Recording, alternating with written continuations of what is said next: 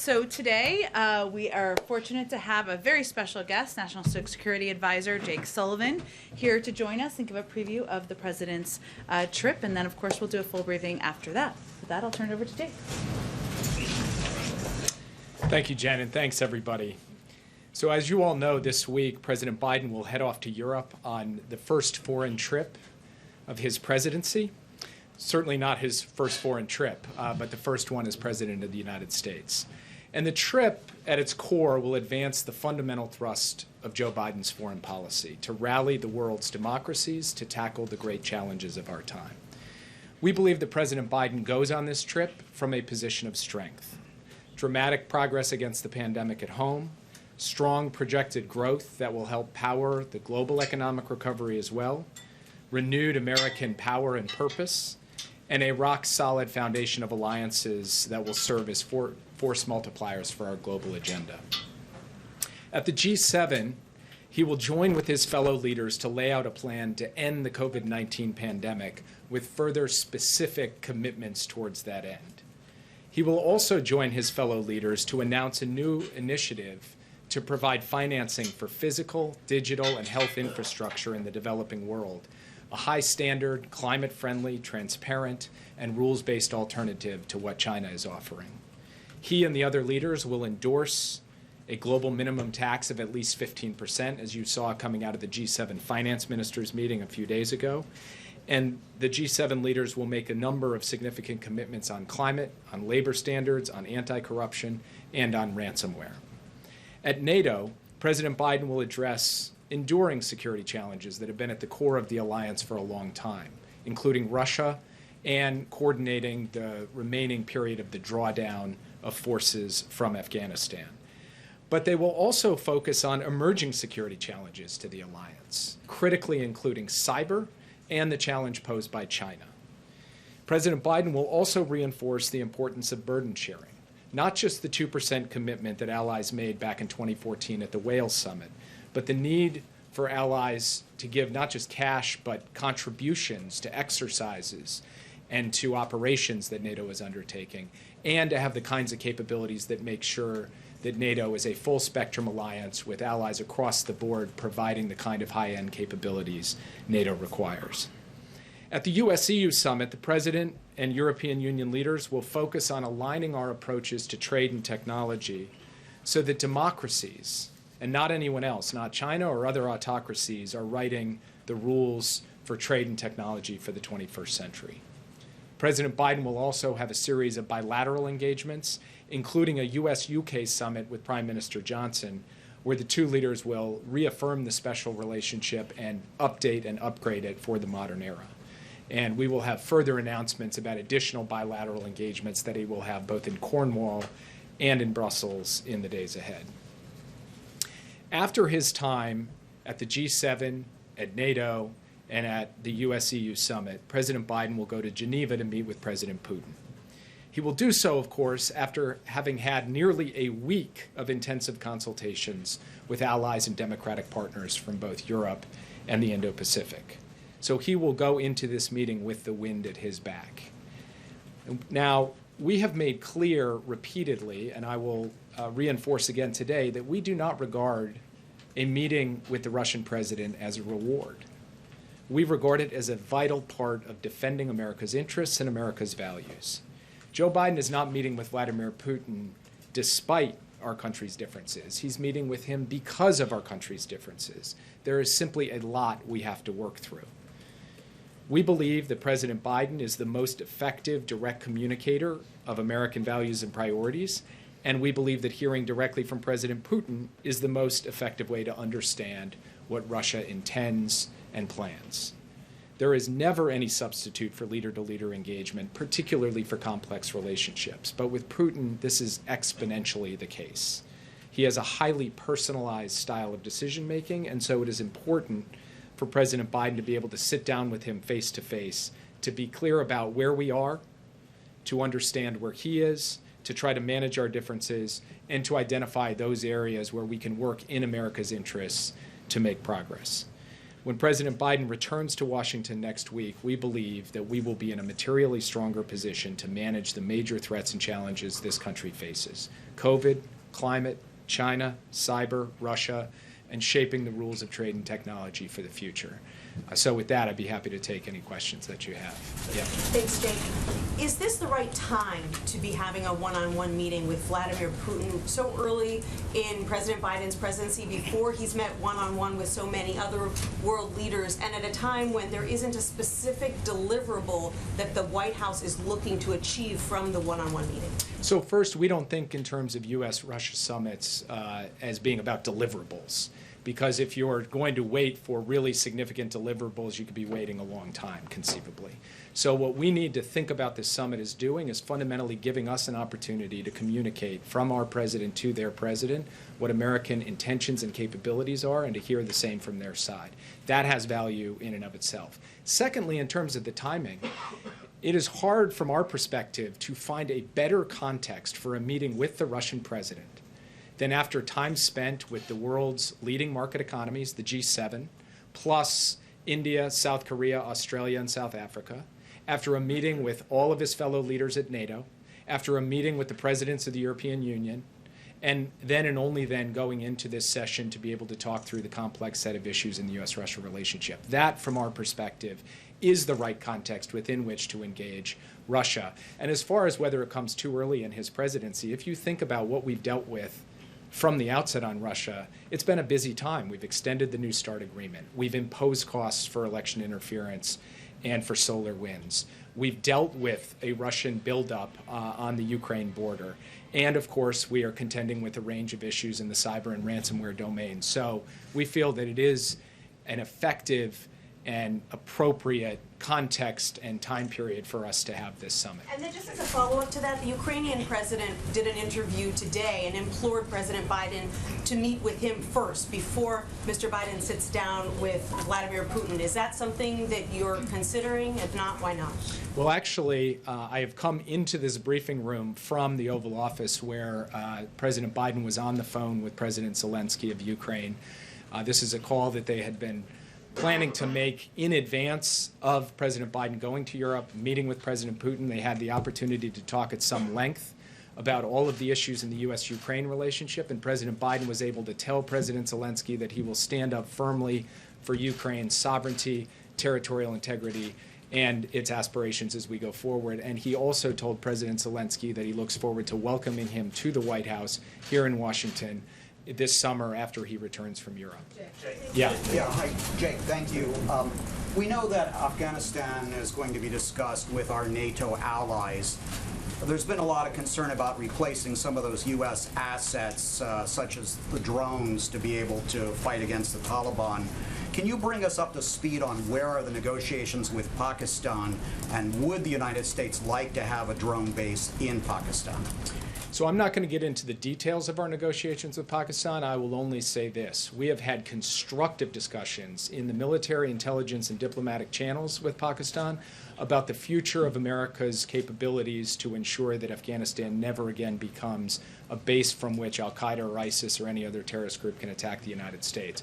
But in terms of the specifics of what that will look like, that will have to remain in those private channels as we work through them. What I will say is that we are talking to a wide range of countries about how we build effective over-the-horizon capacity, both from an intelligence and from a defense perspective, to be able to suppress the terrorism threat in Afghanistan on a going-forward basis. Yeah. Two questions, one with Putin and one here back at home. With Putin, the president is going into this meeting where there's great tension between both leaders. And let's talk about the trust factor. How can you trust anything Vladimir Putin says in this sit-down when the president comes back? You say you're going to learn what he's thinking and what he wants to do moving forward. How can you trust that as Vladimir Putin has already smeared the president's name? How can you do that? How can you trust? Taking the measure of another president is not about trusting them. And the relationship between the U.S. and Russia is not about a relationship of trust. It's about a relationship of verification. It's about a relationship of clarifying what our expectations are and laying out that if certain kinds of harmful activities continue to occur, there will be responses from the United States. And we will lay those out for President Putin in this meeting, and he will understand fully where the United States stands and what we intend to do. But one thing I will say, April, is we believe fundamentally that our capacity to ensure that harmful and disruptive activities against the United States do not continue unabated is to be able to communicate clearly, directly, not by negotiating in public, but by explicating our position and our capabilities in private, and that's what President Putin My intends to do. second question, Jake, on voting, the For the People's Act. If it is not passed, what is the national security issue with it? Is there a national security issue with it if it's not passed? Because we've heard so much over the past few years about issues of voting. If that is not passed, is it a national security issue? I would say the basic notion of democratic reform and voting rights in the United States is a national security issue. We are in a competition of models with autocracies, and we are trying to show the world that American democracy and democracy writ large can work, can effectively deliver the will of the people, and to the extent that we are not updating, refurbishing, revamping our own democratic processes and procedures to meet the needs of the modern moment, then we are not going to be as successful in making that case to the rest of the world, to China, to Russia, or to anyone else. And so there is a national security dimension to this today, just as there was through the decades of the Cold War. Thank you so much. My question is, can you talk a bit about how President Biden plans to convince, especially our European allies, that former President Trump was an anomaly in some ways? All of the things that he did to, in some ways, traumatize those leaders, calling into question the need for NATO. What's the plan there, and is he concerned that those scars are going to be deeper than his ability to address them in this one trip? I think our view going into this trip is that actions speak louder than words, and that showing that the United States is capable of turning the corner on the pandemic, showing that the United States is capable of making the dramatic investments that will pull us up and out of this economic recovery and help power global growth, showing the world that we are ultimately capable of making the investments in R&D and infrastructure, innovation, and workforce. Ultimately, setting that foundation for this country will be the most effective way to show the rest of the world that the United States has the power and purpose to be able to deliver as the world's leading democracy.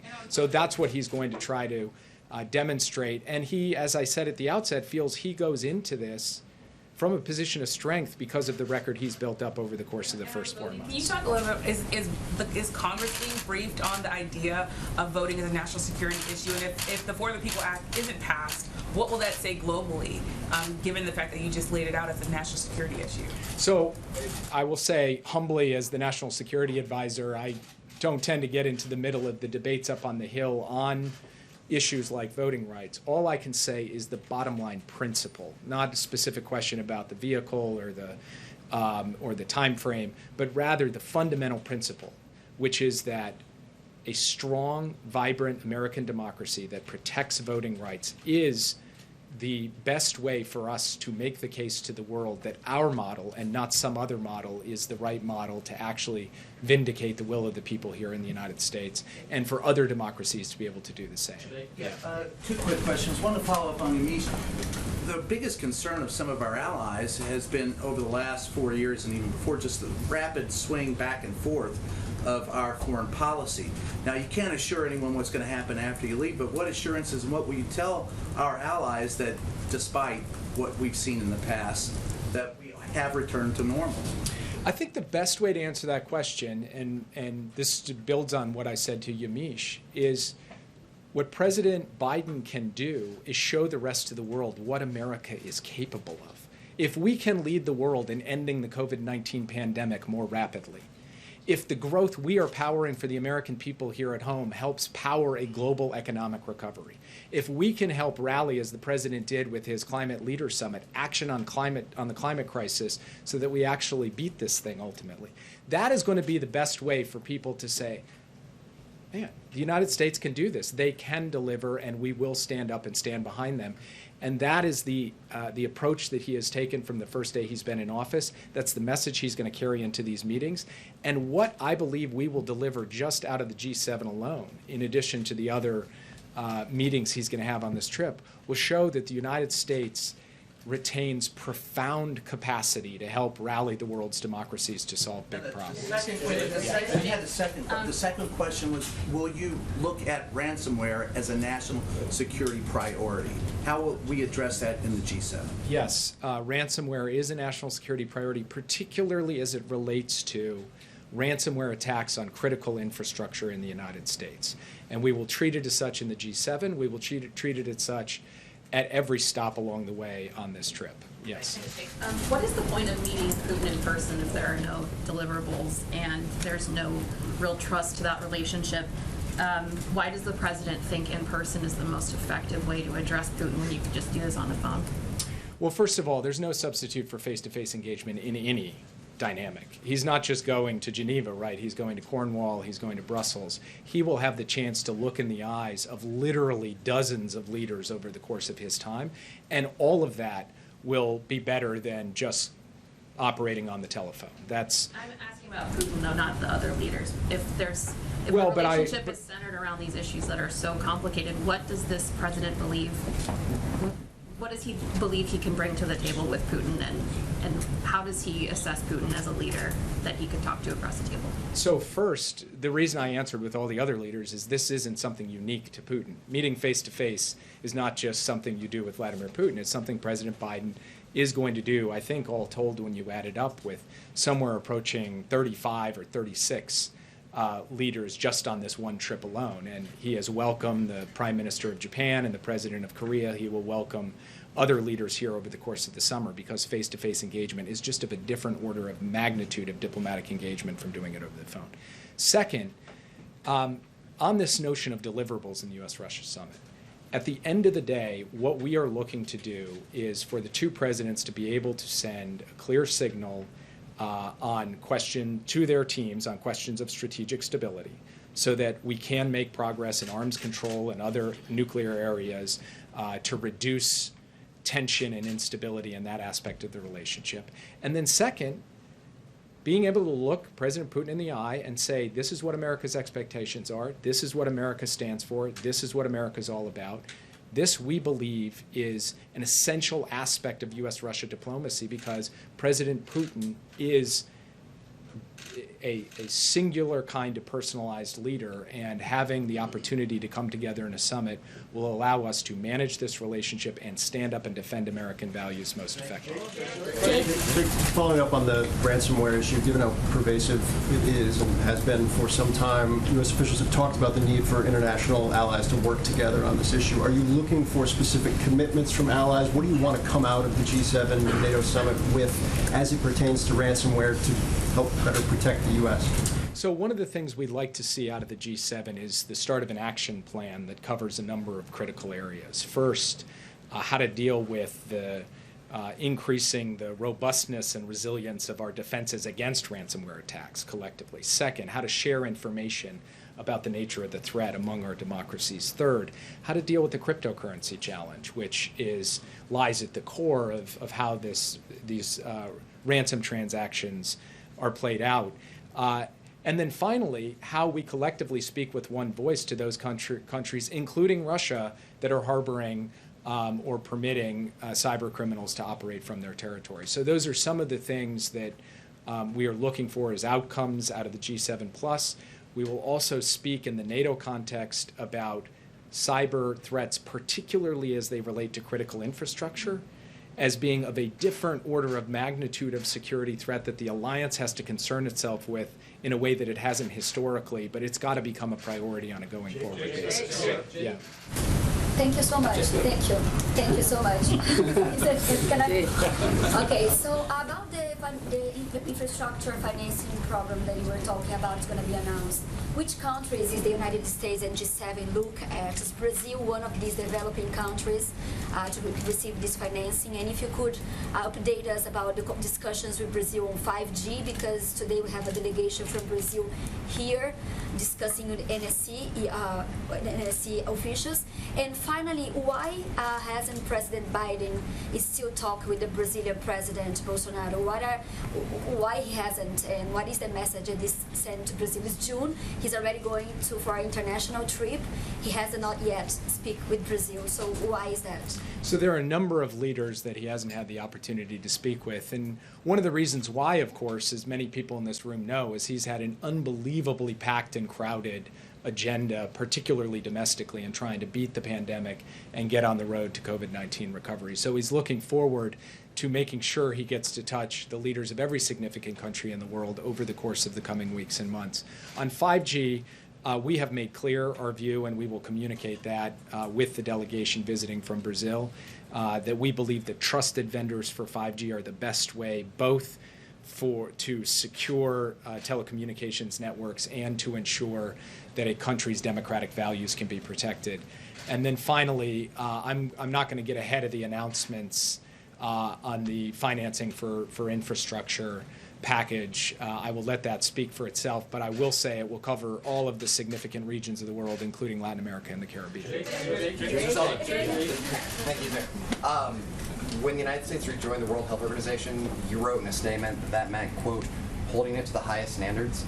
Does that mean that the World Health Organization had failed to meet those standards at some point? And then what specifically is this administration doing to make certain that they are held to those standards? So we have made clear from the beginning of this administration and in rejoining that we believe the WHO does need to be reformed. Some of those reforms are more programmatic and bureaucratic. They relate to ensuring greater efficiency and effectiveness in responding to things like the outbreak of COVID-19. Some of them are about making sure that there is not undue influence or interference by any single member state or country in the WHO. And then some of them relate to very targeted issues like the COVID-19 origins investigation, where I have personally and we collectively have been quite vocal about our view that there needs to be a second round to this investigation that truly gets to the heart of the matter, which is the original data and original information that is still being withheld by China. And our hope is that in the coming months we will see a credible international investigation progress, including in respect to those items. Yeah. Thank you, Jake. What is your expectation for when the U.S. will lift travel restrictions on the UK and on Europe? And what are your current concerns? Why haven't they been lifted yet? What specifically are you looking for to have happen for that to happen? Well, let me start by saying it doesn't really matter what I am looking for personally, because at the end of the day, this is a process being driven by science and public health guidance. And so it is ultimately up to the public health professionals in the U.S. government to make that determination. We have heard very clearly the desire of our friends in Europe and in the UK to be able to reopen travel across the Atlantic Ocean. And we want to see that happen. But we have to follow the science and we have to follow the guidance of our public health professionals. So we are actively engaging with them to determine the time frame. And I can't give you a date today, but I will tell you that we recognize the concern and we are fundamentally being guided by objective analysis in this regard. What is your response to arguments that those continuing restrictions on the UK and European countries are unfair, given that there are other countries that the U.S. does not have travel restrictions on? My view on this is we have been transparent and clear about the basis for our travel restrictions. We have done so through a process that has been guided by science and evidence. That is how we've determined how the travel restrictions have been applied and to whom, and that is how we are going to proceed on a going forward basis. This administration's commitment to that kind of analysis is fundamental. It is what has guided every aspect of our response to the pandemic, including this issue. Thank you very much, Jay. Nice to see you. I'm Jenny Bach with the USA Journal Korea. And regarding about the North Korea issues, is there a possibility of U.S. and South Korea, Japan, trilateral meeting at the G7, and you were discussing with the North Korean issues?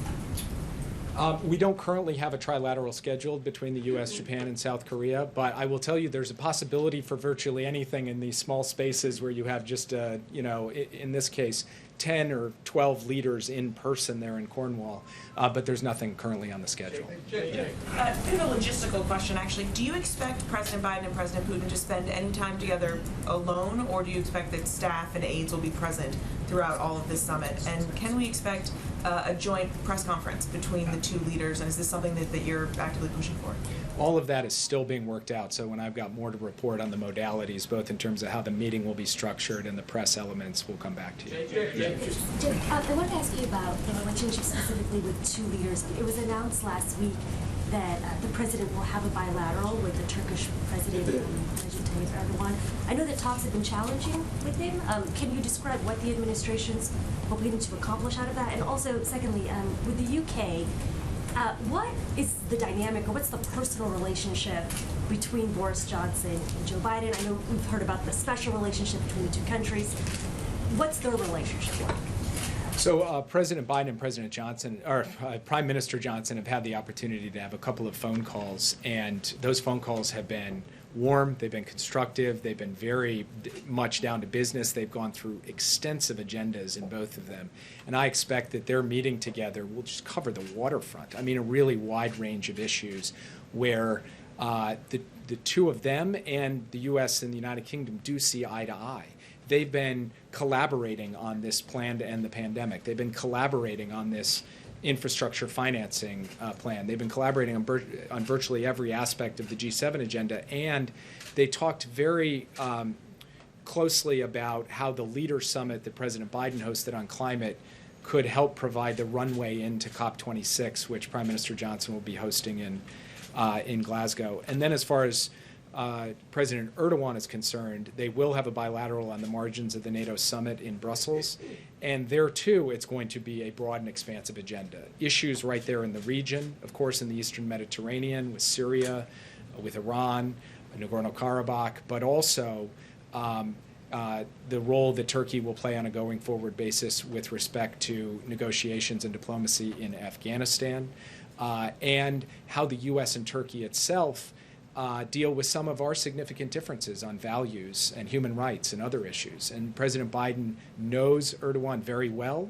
The two men have spent a good amount of time together, and they are both, I think, looking forward to the opportunity to really have a business-like opportunity to review the full breadth of the relationship. I'm afraid I have to go. I'm sorry, guys. About the Ukraine politics, can we ask you one question about Ukraine? Sure. And whether the President Zelensky mentioned his ask to have Ukraine join NATO. What message did the President deliver in response if it came up? So they were able to talk about basically every significant aspect of the relationship, including with respect to the U.S.'s support for Ukraine's security. But in terms of the specifics of what they discussed, I'm going to let the two of them speak for themselves. I'm not going to read out that aspect of the meeting. Thank you. Okay. All right. Well, what a good way to start off a full briefing room, our first full briefing room day since the president took office. A couple of updates for all of you at the top. Over the weekend, the Department of Health and Human Services released new data that showed more than 31 million Americans have gained access to quality, affordable health care through the Affordable Care Act, a record high that demonstrates the strength, durability, and impact of the historic law after years of relentless attacks on Americans' health care. President Biden also reunited with former President Obama for the White House's weekly conversation to share the news, discuss how the administration's special enrollment period has allowed more than 1.2 million Americans to enroll in health coverage, and highlight how the American Rescue Plan has lowered premiums and health care costs. Another update from the weekend. Over the weekend, the G7 finance ministers also endorsed President Biden's plan for a global minimum tax of at least 15%. This is a historic, unprecedented progress made possible by the president's and Secretary Yellen's commitment to a global tax system that is equitable and equipped to meet the needs of the 21st century global economy. The G7's endorsement is another example of America reasserting its leadership on the world stage, something we look forward to doing later this week. And establishing a global corporate minimum tax will help level the playing field for the United States, ensure fairness for the American middle class and working families everywhere, and focus competition for business where it belongs. Last item for all of you. Today, the Department of Justice announced 2 new steps to stem the epidemic of gun violence in our country, following through on the President and Attorney General's announcement in April of a set of initial actions. First, the DOJ has issued a notice of proposed rulemaking to strengthen regulations on stabilizing braces and that help convert pistols into dangerous short-barreled rifles, which it appears the perpetrator of the Boulder shooting used, now that we know more.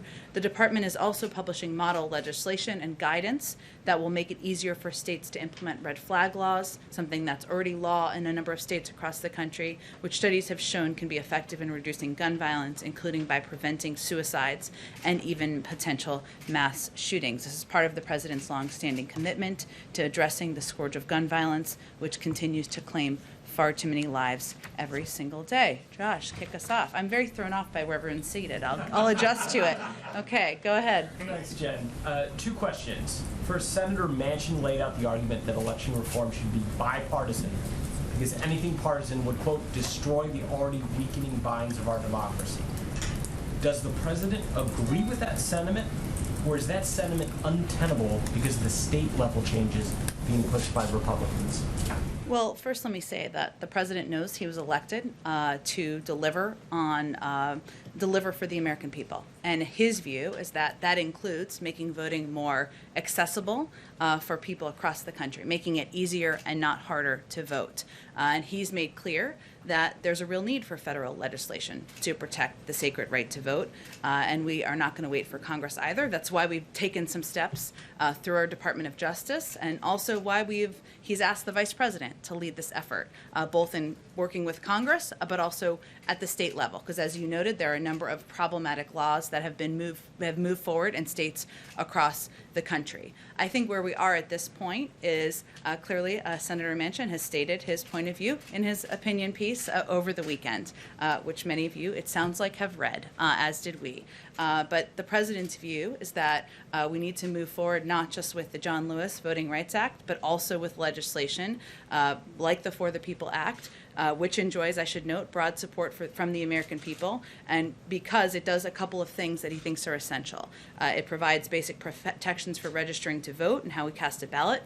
It will prevent politicians from drawing congressional district lines for partisan advantage to ensure that people are choosing their representatives. It will help end the corrupting power of money in politics. Now, in terms of the path forward and what that looks like and the mechanics of how it moves forward in Congress, the president is quite open to and willing to work with anyone to enact common sense reforms that benefit the American people. We will stay lockstep with Democratic leadership on what that looks like from here, but I don't have anything to preview about the next steps. And then secondly, the Justice Department has had a series of policy changes with regards to its relationship with reporters and pursuing reporters' sources and possible prosecutions. And I was wondering, under this administration, would the Justice Department still be trying to compel reporters to name sources who are anonymous or unnamed in court? Would they continue to do that? Well, I think that the announcement from this weekend, or the statements from this weekend, which are entirely consistent with the president's comments he made just a few weeks ago, make very clear that going forward, consistent with the president's direction, the Department of Justice, in a change to longstanding practice, as many of you have noted and here before, will not seek compulsory legal process and leak investigations to obtain source information from members of the news media doing their jobs. That is entirely consistent with delivering on the president's comments just a few weeks ago, and entirely consistent with his policies. Now, it doesn't mean it's an independent Justice Department. They will proceed, of course, with a range of investigations, which, as we noted in our statement on Saturday morning, we did not know about the gag order until minutes before the reporting came out on Friday night. So that's appropriate, but at the same time, moving forward, consistent with the president's policies, they will not be proceeding with those actions that have been consistent over the last several years. Go ahead, Steve. The president was not happy with the Capitol counter offer. What happens now on infrastructure? A couple things, Steve. One, first, the president, I expect, will speak with Senator Capito before he leaves on his trip today or tomorrow. I know we noted Monday in our readout on Friday, but we're looking to schedule that call, and it will be prior to his departure on Wednesday morning.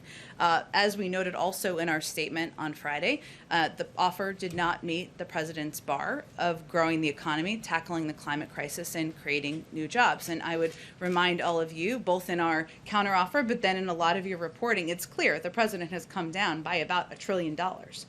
What we've seen on the other side is they've only come up by a small percentage of that. So look, moving forward, he's looking forward to having a discussion with Senator Capito today or tomorrow, and he certainly is eager to see what that discussion can entail, knowing that in any discussion, any negotiation, both sides come closer together. That's always the objective. He's come down quite a bit. We're looking to see more. Now, at the same time, there are a lot of paths forward here, as many of you know, even though our muscles have atrophied a bit on this front. One is Congressman DeFazio, as we noted in our readout on Friday as well, is leading the markup of the House legislation that has a lot of overlap with the American Jobs Plan this week, and a lot of that is a path that has a lot of opportunity to move forward in the House. As we know, sometimes the House and the Senate may move forward on different paths, and we've seen that take place on lots of pieces of legislation. The third pathway I would just note is there are Republicans and Democrats who have been out there talking about their eagerness to be a part of this discussion and a part of an opportunity to move forward on the president's bold ideas and historic investment in infrastructure. So we'll look forward to seeing what they have to offer and what conversation we can have with them. So all of these paths we expect to continue to make progress on this week. What is the status of the semiconductor review? Should we expect that today, tomorrow, when exactly? Soon, Steve. I would expect you will have more this week. I know there is a lot of interest and eagerness in hearing what the status of the review is and any policies that will come out of that review. On infrastructure, Go ahead. On infrastructure, back on that, does the president have an agreement with Senator Manchin that if the bipartisan talks fails, then Manchin will support the using reconciliation to pass infrastructure? I'm certainly not going to speak on behalf of where Senator Manchin is. Obviously, he's spoken to his interest in making historic investments in infrastructure. He's also spoken to his openness to raising the corporate tax rate. Those are all positive signs in our view. We'll let him speak for himself on where he stands on any pieces of legislation. Go ahead. Given the concessions that you just outlined that the president has made so far, should we expect this to be the final round of negotiations with Senator Capito? I think we have to see where the conversations go over the next day or so, and we're certainly not going to prejudge them. Again, look, the president has come down by approximately $1 trillion. We'll see where the conversation goes when he has the opportunity to speak with Senator Capito, and there are a number of paths where we can move these ideas forward at the same time. You mentioned your support for this markup that's happening on Wednesday. Is that a signal? Should we read this as some kind of signal to your Republican counterparts that you are ready to go this alone? I think it's only just a statement of what's happening as a bill becomes a law, which is that a leader in the House is moving forward with marking up a piece of legislation that has quite a bit of overlap with the American Jobs Plan the president proposed. So the time is not unlimited here, as we've stated from the beginning, nor is the president's willingness to compromise. He has areas where he wants to see greater investment. He made clear that the proposal, the offer put on the table, didn't meet his own bar. But we're very open to where the discussion goes from here, and he's looking forward to the opportunity to talk with Senator Capito, as well as others who may come forward with ideas about how to move this forward. And just one more on this sort of big picture. Secretary Buttigieg had said that by today you had hoped to see a clear path on infrastructure. Do you have a sense that there is an emerging clear path? We have several paths. That's the good sign. Go ahead. Is there new deadlines that the president has set for progress on infrastructure? I know there was Memorial Day. Now you're outlining a few different paths. Is there a time at which he's going to make a decision about which one he's going to take, given that the deadline keeps moving?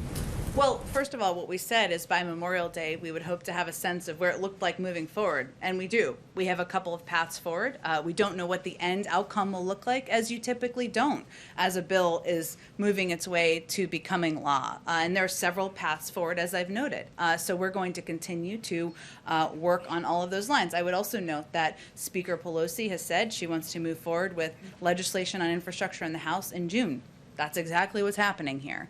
Leader Schumer has said he wants to move forward in July. Again, the House and Senate can be on different timelines and pathways. And then just a quick follow-up on the voting rights. Did Manchin give the White House a heads up that this op-ed would be coming out? Did you guys have any sense of how firm his position was on this legislation? I'm just not going to get into any channels of private conversation with Senator Manchin or any other senator. And then just on the Vice President, obviously, last week the President said that she was going to take a leadership role in voting rights.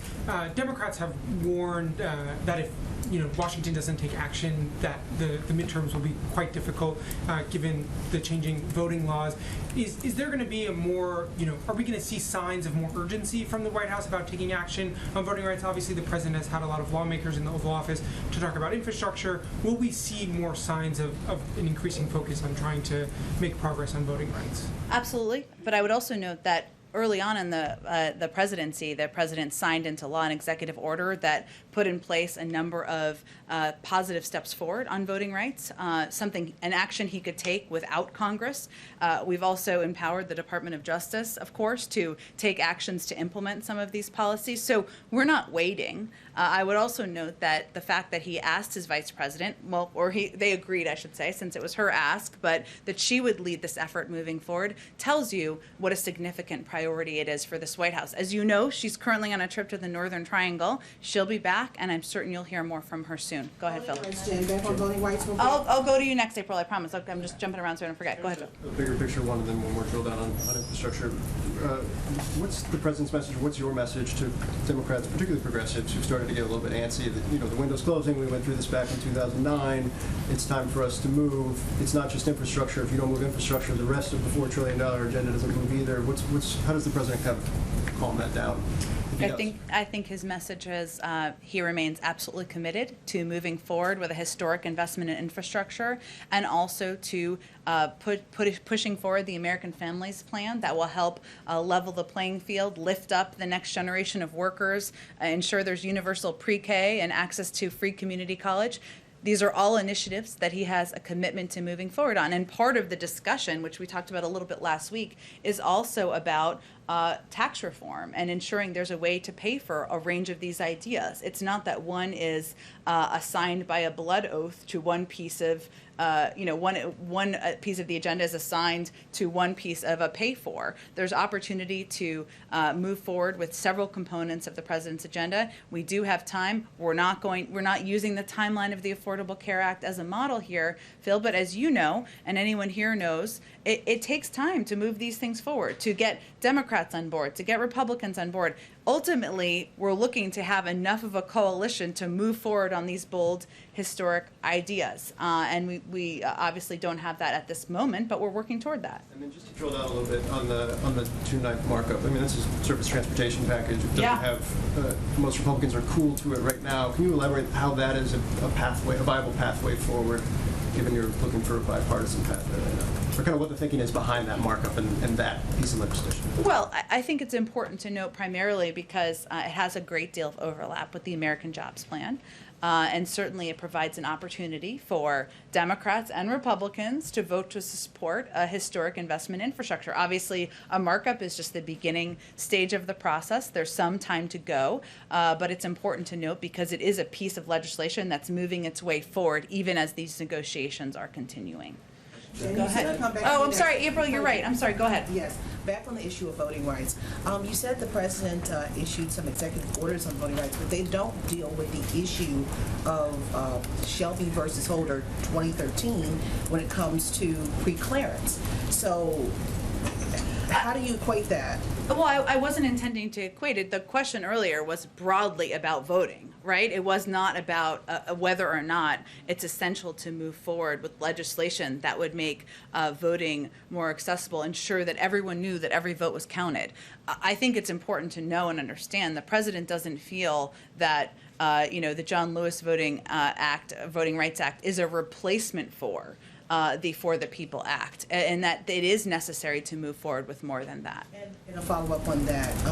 Tomorrow, Joe Manchin is meeting, it's reported, he's meeting with civil rights leaders who pretty much align themselves with this administration. And what are your hopes? Because, I mean, they seem like they could be your last hope, if there is any hope, to move him on his opposition against the For the People Act. Well, look, I don't know that I can speak to a meeting that has no member of the administration is participating in, April, but I can tell you that the president is going to continue, and as are members of this administration who've been leading this effort, from Susan Rice to Cedric, to anyone who's at the highest level, and obviously to the vice president when she returns from her trip, to advocating for a path forward on how we can ensure that everyone knows their vote counts, that we make voting more accessible, that we make it easier, not harder. Those are fundamentals. The president, the vice president, other members of the administration will be open to, eager to have that discussion with anyone who wants to be constructive in that moving forward. That his heart will change. I'm not going to make a prediction about Senator Manchin's position on an issue. I'd point you to him to speak to that. Go ahead. On the same topic, could you speak more to the actual argument that Senator Manchin was making, which was less about the content of the For the People Act and more about the fact that it doesn't have bipartisan support and that being behind it would be wrong for that reason alone? Well, I think the president's view continues to be that making voting easier for people, making it easier to vote, ensuring people have access to that fundamental American right should be something that Democrats and Republicans all support. And he certainly will continue to advocate for that. I don't know that I have more of a comment on Senator Manchin's position. I'd point you to his spokespeople for that. And then, given the fact that we've been talking about how a bill becomes a law, if he's against the For the People Act, does that mean that for all intents and purposes, at least for right now, it is dead? I'm certainly not going to make that prediction. As you know, there can be many ups and downs of legislation moving forward. And as I noted earlier, the president's been clear he's willing to work with anyone to enact common sense reforms that benefit the American people, that make it easier to vote. He'll have those discussions with Democratic leadership, and we'll work together on what the path forward looks like. Go ahead. Thank you. On COVID-19 origins, China has basically already said they think their part in an international investigation is done. So why is Jake Sullivan still here saying he thinks it's possible that they're going to provide the preliminary data at some point? Well, I don't think we just give up that easily. We are going to continue to press in coordination with the international community, China, to be transparent, to be forthcoming with data and information. We're not going to just stand by and accept that they've said they're not going to participate. Now, at the same time, as you know, we're also launching our own review and our own process, and I'm certain this will be a topic of discussion as the president goes overseas this week. And when you say that the White House is going to continue to press, what is that? What is that? What is pressing? Well, what are you doing? Okay. No, like what mechanisms? What steps are we taking to press? Sure. We are engaging certainly at the highest levels, and we'll continue to do that, whether it's the Secretary of State or other leaders who engage through national security diplomatic conversations. And we will continue to work through the WHO and also with our international partners to exert that pressure and ensure that we're all going to keep pressing for them to release underlying data and participate in the second stage of this investigation. And then just quickly, a housekeeping thing. Presidents Bush, Obama, and Trump all commemorated D-Day anniversaries on D-Day, the D-Day anniversary. Why didn't President Biden? Well, I can tell you that certainly his value for the role that the men who served on D-Day and the memory of them, the families who have kept their memories alive over the course of years on this day is something the president has spoke to many, many times in the past. It's close to his heart, and I wouldn't be surprised if there's more we would have to say on it. Go ahead. Jen, I know you say you don't want to read out any private conversations, but it certainly seems like the president and Senator Manchin are sending messages to one another in the public. You had the president last week expressing some frustration about, he didn't name him, but senators in his party who vote with the other side. You have the op-ed from Senator Manchin this weekend. Are these two men on the same page? Does the White House feel like it understands and knows what Senator Manchin wants out of this, particularly these infrastructure talks? And can you say how often these two have been speaking with one another, if not in person, by phone? Well, I can certainly tell you that the president and senior members of the administration are in close touch with Senator Manchin and his team about infrastructure and about a range of issues where there is an opportunity to work together moving forward. I'll also note that I'm pretty sure Senator Manchin is pretty proud of his independent streak. And he made clear he took no offense to the president's comments last week. And he also noted, I think over the weekend, that West Virginia doesn't usually get this much attention. So maybe it's that's something he doesn't seem to mind too much. The president sees Senator Manchin as potentially an obstacle to his agenda. If he follows through on not backing changes to the filibuster, on not wanting to pursue infrastructure through reconciliation, that pretty much grounds the president's domestic agenda at this point. Well, we're certainly not ready to accept that analysis. I will say the president considers Senator Manchin a friend. He knows that they may disagree on some issues, as they do on this particular piece of legislation. He's going to continue to work with him, reach out to him, engage with him directly, and through his staff on how we can work together moving forward. On the issue of healthcare, you mentioned the video of President Obama and President Biden over the weekend. One of the remaining Supreme Court decisions we're waiting on deals with the Affordable Care Act. Can you talk about the White House's preparation for that decision, what we would expect to hear from the White House if they strike down the former president's signature law? Certainly. We'll reunite it, and it feels so good for the vice president and former president. Someone gets this in here. Okay. So even a full room, no laughs. Okay. Look, I will say that this is one of the roles that Neera Tanden, who has come in as a policy advisor, is planning for what the contingencies are. As you well know, we don't know what day this is going to come out or what the outcome is going to look like. And what we are staying rooted in is our fundamental view, the fundamental view of the president and the vice president, that the American people deserve access to affordable health care. We should continue to improve and build upon the Affordable Care Act, and that's how we're planning for. But there's a range of options. I'm sure when we know the outcome, we can speak to that more directly. Go ahead, Andrew. Thank you. So you've answered a number of questions about voting rights and people casting their votes. I wanted to ask you about counting the votes. Yeah. A number of the bills that have passed Republican legislatures and are pending before Republican legislatures take voting and the counting of votes and the running of elections out of the hands of nonpartisan officials and put them in the hands of Republican state legislatures. This is what Donald Trump wanted done during the run-up to when Congress certified President Biden's victory. This is what a lot of scholars are saying Republicans as a whole are preparing to do in the event Democrats win close elections in 2022 and 2024. The For the People Act does not address the issue of counting the votes and rigging or ignoring the counting of votes if the Democrat wins. How much of a concern is this to the president? And what's he going to do to highlight this and find a solution?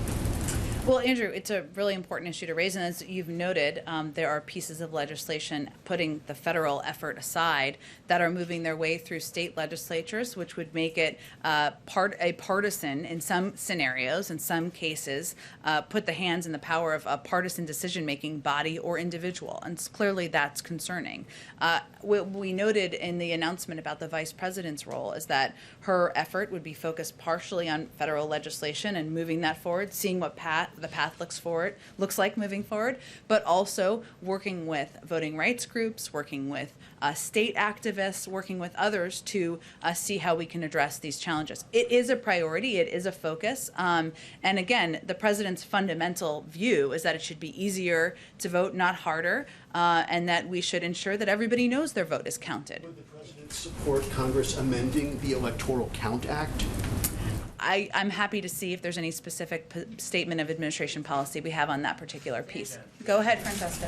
Thanks, Jen. With the president leaving the country on Wednesday, is that the cutoff time for talks with Senator Capito's group, or is he advising staff while he's gone to continue negotiations with those Republican senators?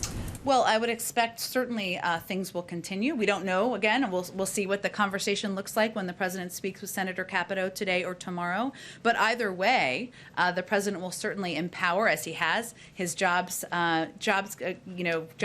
cabinet to continue to engage directly with members of Congress and leaders to continue to move his agenda forward. The other piece of good news is that any White House is pretty well practiced in continuing to operate and work on domestic issues while they're traveling overseas, and I expect the president will remain engaged on the American Jobs Plan even as he's overseas meeting with a number of global counterparts. Go ahead. And a quick follow-up. Yeah. How about Senator Romney? Is he one of the Republicans that you've alluded to that the president and the White House are also having conversations with?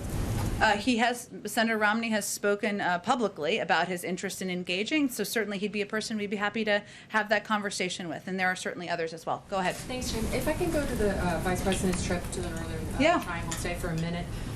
What's different about this announced initiative that just landed in our inbox from the Justice Department, especially from what was already announced from Homeland Security a few weeks ago in terms of anti-smuggling, anti-trafficking? Is that just to give the Vice President something to point to today, given that there isn't going to be additional aid announced in the Northern Triangle? And if one more thing, how do you respond to criticism from experts, as well as the administration's own border officials, who say that the Title 42 policy is actually contributing to and exacerbating smuggling and trafficking at the border, with people trying again and again, taking more dangerous routes, kidnappers literally waiting at ports of entry? Well, first, I have not seen what the Department of Justice just announced, so I'd have to take a look at that. I will say that the purpose of the Vice President's trip is to meet directly with counterparts in these countries to discuss how we can work together on reducing the number of people who want to make the journey to our border. And in terms of the do-outs of that or what will be announced, I will certainly leave that to her team to announce on the ground. But that's broadly the purpose. But go ahead. And sorry, one more. Jake just said that in regard to Francesca's question about travel restrictions from Europe, he said that the administration is going to be following the science, following the public health experts. There was reporting over the weekend that CBP has now been told twice that the Title 42 policy was going to be lifted in March and in May. There's also reporting that part of the Vice President's trip is pushing Mexico to take back more migrants and asylum seekers who are expelled from the U.S. You've got public health experts, including at the CDC, saying it serves no public health purpose. So all of this seems to indicate that it's not actually about public health, it's about immigration and political optics. Well, so actually, what Jake was referring to is the overall guidance by the CDC, and there may be individuals who have different points of view. We certainly understand that within the CDC or other places, but we're talking about what the overarching recommendation is from leadership and through their own thorough process. So that's what Jake was referring to. Do you have a sense of timeline on those restrictions on the southern border? I don't have any sense of the timeline on that quite yet. Go ahead. Thanks, Jen. To meet the president's goal of 70% of Americans vaccinated by July 4th, there needs to be about 4.2 million adults per week vaccinated. Last week there were 2.4 million, indicating a slowdown in the number of vaccinations. Is there any concern that the president's goal will come close, high 60s, but not meet 70? Well, first I would say we expected a little bit of a slowdown because of the holiday, but there's no question it's a bold and ambitious goal. It's one of the reasons that we launched this month of action to ensure that we were using every tool at our disposal to push these numbers up. I'll also note that regardless of where we are on July 4th, we're not shutting down shop. On July 5th, we're going to continue to press to vaccinate more people across the country. So what we're looking at, there's a couple more things here, are a couple of factors. One, there's a difference in data, as you all know, as it relates to age, right? So people who are over 40 have a much higher percentage of vaccination than people under 40. So clearly some of our focus needs to be on people under 40 for this period of time and this push. We've also looked at the fact that there are about 12 or 13 states who've already met this 70% marker. So we're going to continue to push through the finish line, through the red tape here, not the finish line, through the red tape to July 4th. But I can't make a prediction weeks and ahead of time where we will be. We're just going to use every tool at our disposal to get there. And then one more on voting rights. Sure. Where does the president feel the vice president can best be used? I know that her office has made an emphasis that this legislation is only one little piece, not little, it's huge, but only one piece of her work on voting rights. So does he see her as somebody who can be out in the country drumming up support, alongside civil rights groups and private corporations? Like, where does he see her strengths as a politician fitting into this issue? Yes, all of the above. And as she noted in her statement when this was announced, she intends to be engaged with voting rights groups and community activists, with leaders in states, as well as on the federal level. And I think the important component of that, or the important note of it, is even as we're continuing to move or press and advocate for legislation on a federal level, there are other areas where we can have an impact. I expect when she gets back from her trip, we'll hear more from her on this. Go ahead. I wanted to get a point of clarification on an earlier question. Okay. So, as it relates to the Supreme Court and the healthcare case, does that mean that the White House is starting to think about Plan B legislation in the event that a Plan B legislative path is necessary? I think we are, Neera Tanden, again, is leading this effort, and we are planning for a range of contingencies of what the outcome might look like. But I'm not going to outline that quite yet. And on the surface transportation bill that you mentioned working its way to the House, is that a signal that the White House, the President's okay with sort of breaking up these proposals into little bits and kind of just getting what you can get along the way over a much longer period of time than maybe this June and July grand sort of legislative path that Democrats are on? He has always been quite open to a range of mechanisms for his bold ideas moving forward. So certainly that's been his approach from the beginning and continues to be what his view is on mechanics. Thank you. Brian, you got a question before. So I'm going to abide by Josh here, but let me just do like two in the back because there's new people here who have not asked any questions. Go ahead in the back. Thanks, Jen. I want to ask you a couple on infrastructure. Your statement that you put out on Friday afternoon, you said that the president indicated that the offer did not meet his objectives to grow the economy, tackle the climate crisis, and create new jobs. On the climate crisis component, can you outline what the president believes needs to be in an infrastructure package and a bipartisan deal on the climate front?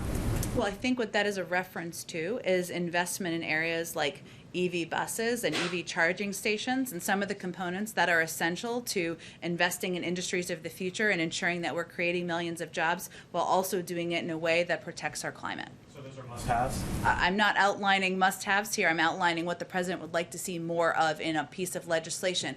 Okay, let's do one more last in the right there, right behind the green shirt, green sleeves. Yes, go ahead.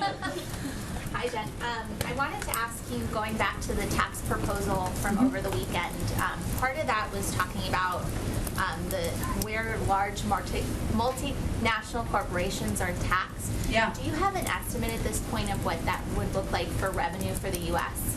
Of the components the president put forward in his proposal, or which piece? Sorry, the global minimum tax or the other part of it, what the bookend, yes, it's in our budget. It's outlined in detail in our budget, which is public. I'm sure we can get that to you after the briefing. Thanks everyone so much. Let's do this again tomorrow. All right. You all set a deadline for when you'll get a grand coalition together? And you set one for yourself? I think somebody asked a similar question. Yeah, but it wasn't answered.